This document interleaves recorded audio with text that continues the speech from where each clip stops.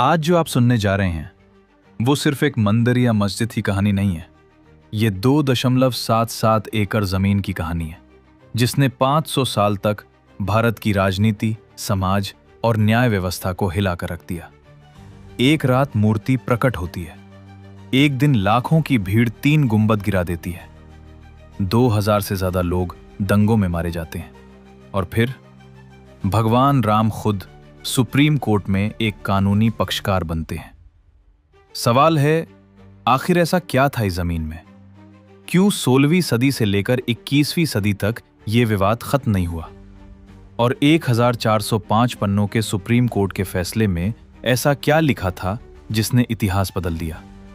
आज हम भावनाओं से नहीं, सिर्फ दस्तावेजों, रिपोर्ट्स और अदालत के रिकॉर्ड के आधार पर इस पूरी कहानी को समझेंगे। अयोध्या, सरयू नदी के किनारे, प्लॉट नंबर 583।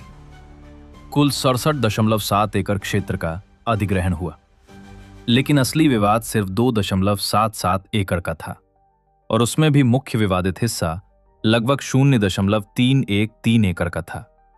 आज जहां भव्य मंदिर बना है वही केंद्र बिंदु था। आप सोच रहे होंगे, अगर 67 एकड़ जमीन थी तो मंदिर पूरी जमीन पर क्यों नहीं? क्योंकि अदालत का फैसला सिर्फ उस विवादित 2.77 एकड़ पर था। बाकी जमीन 1993 के अयोध्या अधिनियम के तहत अधिग्रहित की गई थी। यानी शुरुआत से ही ये मामला सीमाओं, नक्शों और कानूनी परिभाषाओं में उलझा हुआ था। रामायण, भविष्य पुराण और अन्य ग्रंथों के अनुसार अयोध्या कौशल राज्य की राजधानी थी। मान्यता है कि भगवान राम के पुत्र महाराजा कुश ने जन्मभूमि पर पहला मंदिर बनवाया। पीढ़ियां बीती, 44 राजाओं ने शासन किया। अंतिम राजा बृहदबल महाभारत युद्ध में मारे गए। इसके बाद क्षेत्र का पतन हुआ।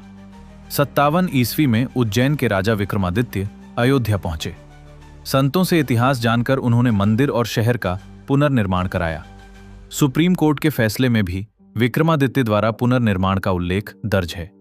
यहां तक कहानी आस्था और परंपरा की थी, लेकिन इतिहास अब करवट लेने वाला था। 1526 पानीपत का युद्ध। मोहम्मद बाबर इब्राहिम लोदी को हराता है। 1528 में उसके सेनापति मीर बाकी को आदेश मिलता है अयोध्या में मस्जिद निर्माण का।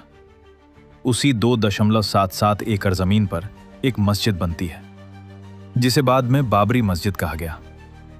कुछ ऐतिहासिक दस्तावेजों और शिलालेखों में निर्माण का उल्लेख मिलता है। स्थानीय स्तर पर असंतोष की बातें भी दर्ज हुई कि यह स्थल राम जन्मभूमि माना जाता था।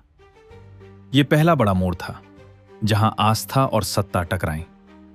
1853 पहला दर्ज दंगा। हनुमानगढ़ी के संतों और मुस्लिम समूहों के बीच टकराव। 1855 में संघर्ष में 75 मुसलमानों की मृत्यु का उल्लेख मिलता है। 1857 के बाद अंग्रेजों ने विवादित स्थल को बांट दिया। 6 से 7 फीट ऊंची दीवार, अंदर नमाज, बाहर पूजा। राम चबूतरा बनाया गया ताकि हिंदू बाहर से पूजा कर सकें। यानी एक ही परिसर में 2 धार्मिक प्रथाएं, लेकिन अलग अलग सीमाओं के भीतर। विवाद सुलझा नहीं, बस स्थगित हुआ। 22 से 23 दिसंबर 1949 की रात मस्जिद के अंदर रामलला की मूर्ति रखी गई। सुबह खबर फैली, रामलला प्रकट हुए हैं। स्थिति तनावपूर्ण। सरकार ने ढांचे को सील कर दिया। मूर्ति हटाने का दबाव था, लेकिन प्रशासन ने दंगे के डर से हटाया नहीं। 1950 से कानूनी मुकदमे शुरू हुए। रामलला विराजमान एक कानूनी पक्ष बन गए। अब मामला सड़कों से अदालत में आ चुका था। 1986 ताला खुलता है। 1989 रामलला विराजमान की ओर से मुकदमा। 1990 लाल कृष्ण आडवाणी की रथ यात्रा। 22 अक्टूबर 1990 गिरफ्तारी।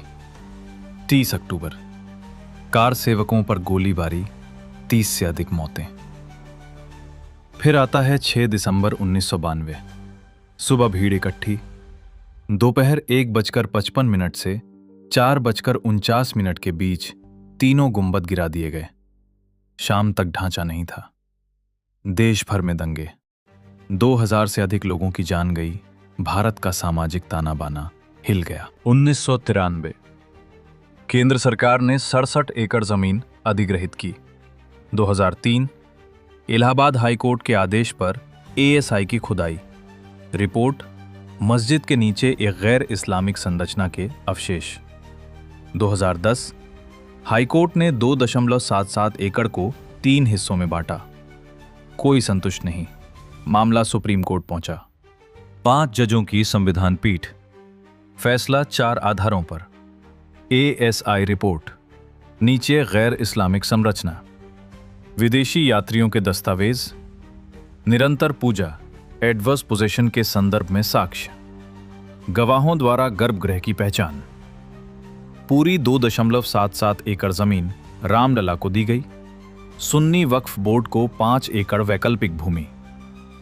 1405 पन्नों का फैसला।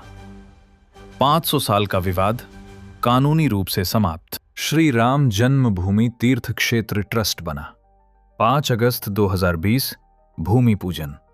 22 जनवरी 2024 रामलला की प्राण प्रतिष्ठा। आज मंदिर पूरी तरह बनकर तैयार है। अंतिम सवाल, तो क्या यह सिर्फ जमीन का मामला था या पहचान, इतिहास और आस्था का टकराव?